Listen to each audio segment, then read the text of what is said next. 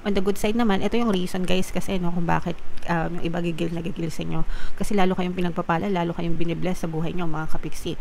Ito yung magandang combo guys. This is the energy of good luck, good fortune, swerte, at saka mga blessings, pagpapala, kasaganaan sa buhay nyo. No? So ito yung pinakamagandang combo na pwedeng lumabas sa isang reading and parehas yan nakuha nyo mga kapiksi. And maaaring na-experience nyo na ito guys. Kaya nga yung iba sa inyo talagang naiinggit, no? And the more na naiinggit sila guys, the more na umaangat pa yung inyong pamumuhay.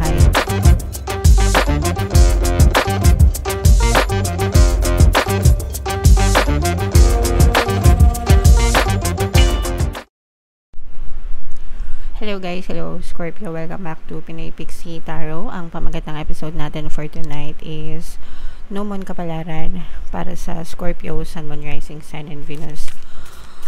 Yung No Moon ngayon guys ay sa November 1, tapos yung next na No Moon naman mga kapiksi ay sa December 1 guys. So ang reading na to ay para sa period na yan. And also guys, no, naka-upload na sa ating YouTube channel yung inyong mga 2025 kapalaran. Kung hindi nyo pa napapanood guys, panoorin nyo na. So ito yung inyong moon message mga kapiksi. Bring love into the situation. Okay, so we have to focus on the love mga kapiksi, no? Focus on love, focus on compassion, focus on the positive vibration mga kapiksi palagi. Kahit na naninega tayo, kahit na natitrigger tayo ng mga kanigahan, ng mga galit or what, kailangan alisin natin yung mga negative emotions, no? Yung anger, hatred, resentment, grudges, yan yung mga negative emotions. Alisin natin sa puso natin yan mga kapiksi, kasi nagkakos yan ng more blocks sa buhay natin, and palitan natin siya ng positivity,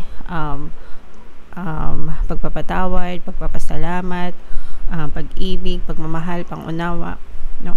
And the more na ginagawa natin yon guys, the more na gagaan yung ating pamumuhay mga kapiksi. Hindi naman kailangan agad-agad, no? Agad-agad okay ka na, di ba? Especially if you're coming out from a negative situation. Definitely guys, meron pa talaga yung mga may mga times na matitrigger ka pa talaga, di ba?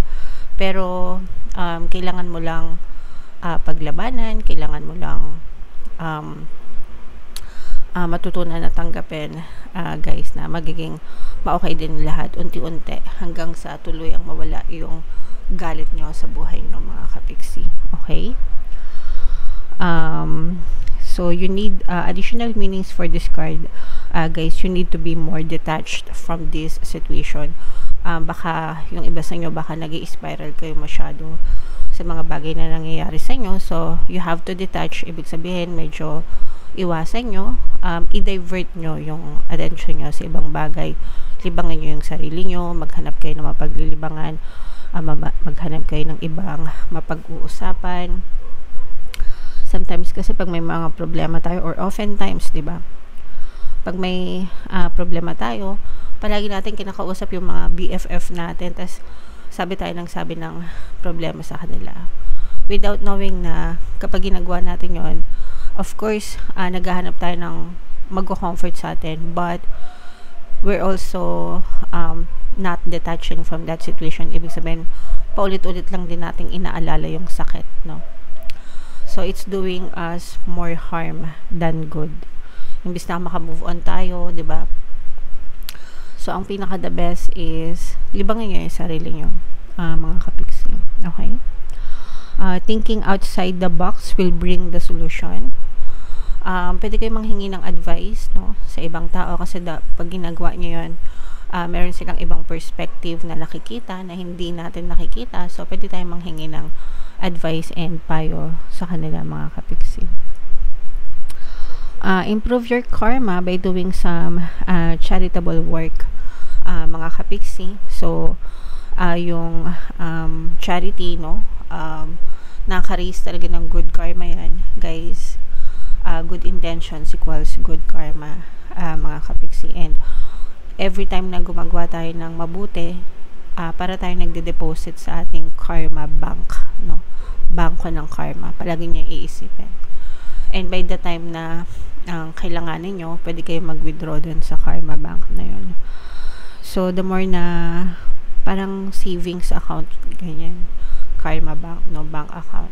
So, the more na gumagawa kayo na mabuti, the more na nagde-deposit kayo ng good karma, and dadating yung time na ibabalik sa iyo ni universe lahat ng mga biyaya at blessings na yan, mga kapiksi. Okay? Alright. So, comment down below, Scorpio, if feeling nyo naka-resonate kayo dyan sa mga messages na yan. Tingnan natin yung ganap sa inyo, guys, ngayong no moon season.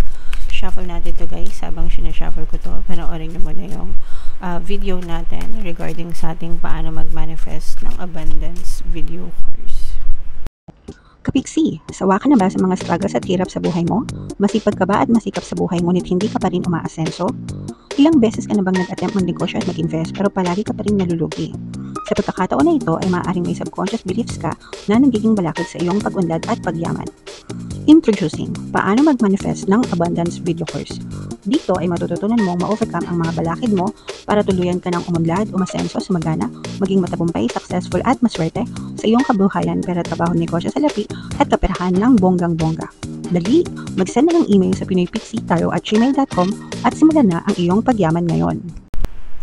Alright, so sa lahat ng gusto mag-avail ng course, guys, mayroon tayong promo ngayong October. Magbibigay tayo ng free 3-in-1 pampaswerte subliminal. So, pampaswerte sa buhay, sa pera, at saka sa love life. Worth 1,500 yung freebie na yan, guys. Kaya mag-avail na kayo. And meron din tayong bagong course, mga kapiksi, paano mawala ang third party at magkaroon ng harmonious na relationship para mawala yung mga kabit na mga jowa nyo, guys. 20% discount naman yan until October 31. Kaya mag-avail na kayo, mga kapiksi. Sobrang ganda. So, Scorpio, guys, kayo ay represent ng King of Cups sa ating spread. Ito yung ating moon energy. Ito, guys, this is both negative and positive. Unahin muna natin yung negative, mga kapiksi, no? Kasi for some of you, guys, parang merong naiinggit sa'yo, or parang merong isang tao or maraming tao, I don't know, na gusto kang hilahin pababa, mga kapiksi. Itong mga tao na to, guys, parang naiinggit sila sa inyo. Pwedeng na-experience nyo to, guys, sa work nyo o kaya sa mga kapitbahay nyo, ganyan, na para, or pwede rin sa mga kamag-anak, sometimes kamag-anak, kaibigan, na parang tila kinaiinggitan kayo, mga kapiksi, and sometimes pwedeng sinisiraan kayo, binabash kayo, paninirang puri, ganyan, especially kung meron kayong let's say for example, maganda yung performance nyo sa trabaho, pwedeng sinisiraan kayo sa trabaho nyo or sa mga katrabaho nyo. Kung kayo ay may negosyo, pwedeng sinisiraan din nila yung negosyo nyo, mga kapiksi. Pero parang naghahanap sila ng fault or butas nyo, guys, no? And kapag nagkamali kayo ng galaw, or yung iba sa inyo parang pinoprovoke din, no? Pag sinabing pinoprovoke, parang pinupush na magkamali, tinetest, ganyan, sinasadya, no? Parang gusto nilang sadyain na magalit kayo, ganyan. And kapag nagalit kayo, parang doon nila kayo hahanapan ng butas or gagamitin nila yon sa iyo, against you, mga kapiksi. So, mag-ingat kayo, guys, especially sa workplace, no? Mag-ingat kayo sa mga pinagtitiwalaan nyo, sa mga pinagkukwentuhan nyo, especially sa mga chat, guys, sa mga chat. Baka ma-screenshot yung mga messages na pinagpapalit-palitan nyo, and it might be used against you, mga kapiksi. Okay? So, yun yung nakikita natin sa negative, mga kapiksi. Sometimes, hindi maiwasan. Meron talagang ganon na kahit wala kang ginagawa sa kanila, hindi sila mapakali na hindi ka hinahanapan ng butas. Okay? On the good side naman, ito yung reason, guys, kasi, no, kung bakit yung iba nagigil sa inyo. Kasi lalo kayong pinagpapala, lalo kayong binibless sa buhay nyo, mga kapiksi. Ito yung magandang combo, guys. This is the energy of good luck, good fortune, swerte, at saka mga blessings, pagpapala, kasaganaan sa buhay nyo, no? So, ito yung pinakamagandang combo na pwedeng lumabas sa isang reading, and parehas yan nakuha nyo, mga kapiksi. And maaaring na-experience nyo na ito, guys. Kaya nga, yung iba sa inyo talagang naiinggit, no? And the more na naiinggit sila, guys, the more na umaangat pa yung inyong pamumuhay. So, kiber lang sa kanila, guys. Ibig sabihin, dead ma lang dun sa mga inggitera na yon, mga kapiksi. And ito, guys, imayin nyo na yan sa comment section. mind swerte, mind good luck, mind good fortune, pagpapala, kasaganaan. For some of you guys, talagang feeling nyo sobrang, actually, lalo pa kayong nagkakameron no? With this justice energy and these ones, mga kapiksino, parang lalo pang dumadami yung contract nyo. For some of you guys, parang kung may mga negosyo kayo, lalo pang nag-expand no, yung negosyo nyo, pwedeng nakakapag-open pa kayo ng mga maraming branch, o kaya nagpa-franchise, o kaya naman parang maraming umu-order sa inyo, ganyan. Kung nagnenegosyo kayo, parang maraming repeat orders, and gumaganda din yung mga feedback no, para nagkakaroon din kayo ng mga positive feedback dun sa mga negosyo nyo, kaya humahataw talaga ng bonggang-bongga yung negosyo nyo.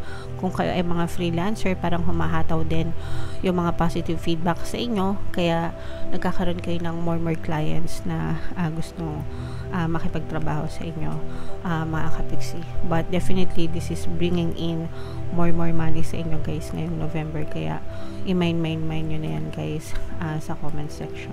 Okay, so what else mga kapiksi? Dito nakikita rin natin na for some of you, nagiging masaya din yung inyong love relationship, mga kapiksi. Sa mga LDR guys, nakikita natin yung medyo na homesick kayo kasi malayo kayo dun sa mga person nyo, pero for some of you, maaring i-surprise ka ng iyong ka-LDR. Baka matagal na kayong hindi nagkikita, mga kapiksi, tapos parang maybe this time maybe this time no, parang iso-surprise ka ng person mo para magkita na kayo finally face to face nitong iyong person. Parang feeling ko this is more of like a surprise. Iso-surprise ka niya, hindi niya sasabihin sa'yo, pero nagbabalak siya na bumisita sa'yo, or nagbabalak na siya na magkita kayo, mga kapiksi. Okay, so yan yung mga positive energies natin guys, parehas sa love tsaka sa money. Napakaganda ng mga energy nyo, kaya yan, mind nyo na yan guys sa comment section. Mind blessings, kasaganaan, pagpapala, swerte no, more money, at saka itong love, harmonious relationship, yan, i-mind nyo yan guys lahat sa comment section. Deserve nyo yan, mga kapiksi. Okay, and ito yung ating 2025 kapalaran guys, panoorin nyo na. And ito naman yung ating success stories ng paano mag-manifest ng abundance video course. Click here to subscribe guys, and ito yung ating mga pampaswerte subliminals. Thank you for liking, sharing, and subscribing. See you again next time. I love you all, mga kapiksi. Have a nice day. Bye bye.